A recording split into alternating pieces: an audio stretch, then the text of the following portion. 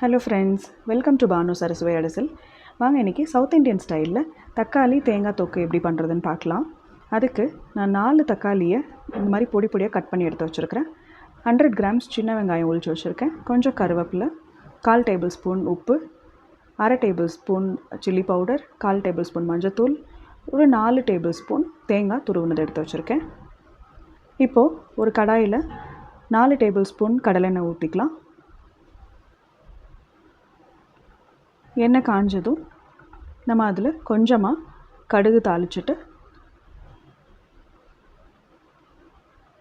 கடுகு நல்லா பொரிஞ்சு வந்ததும் ஒரு 1/4 டேபிள் ஸ்பூன் நம்ம உடச்ச உளுத்த பருப்பு போட்டு தாளிச்சிக்கலாம்.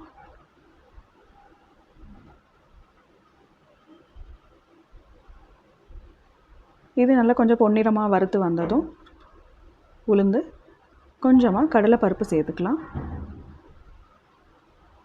கடலைப்பருப்பும் உளுந்தும் நல்லா வறுபட்டு தீயாமல் வறுபட்டு வரணும். சிம்மில் வச்சு வதக்கிக்கலாம்.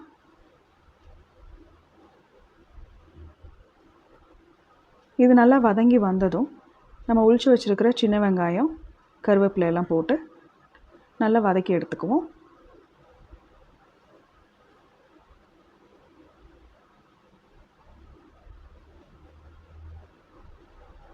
சின்ன வெங்காயம் நல்லா வதங்கி வந்ததும் நம்ம கட் பண்ணி வச்சுருக்கிற தக்காளியை அதில் போட்டு கொஞ்சமாக உப்பு போட்டு நம்ம நல்லா வதக்கி எடுத்துக்கலாம்.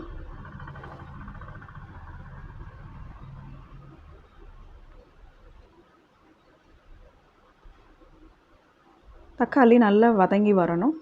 தண்ணி ஊற்றாமல் நம்ம இதை நல்லா வதக்கி எடுக்கணும். பாருங்கள், தக்காளி இந்த அளவுக்கு நல்லா வதங்கணும். இப்போ எடுத்து வச்சுருக்கிற மிளகாத்தூளையும் மஞ்சளையும் நம்ம போட்டு இதோட வதக்கி எடுத்துக்குவோம். பச்சை வாசனை போகிற வரைக்கும் 2 நிமிஷம் நல்லா வதக்கி விட்டுட்டு, இப்போது துருவின தேங்காவை போட்டு நம்ம நல்லா கலந்து விட்டுடலாம். உப்பு தேவைக்கு ஏற்ற மாதிரி போட்டுக்கோங்க.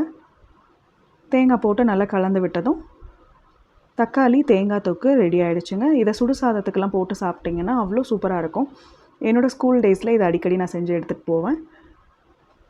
எல்லோரும் செஞ்சு பார்த்துட்டு எப்படி இருக்குன்றதை கமெண்ட்ஸில் சொல்லுங்கள். மறுபடியும் அடுத்த ரெசிபியில் உங்களை எல்லோரும் சந்திக்கிறேன். தேங்க்யூ.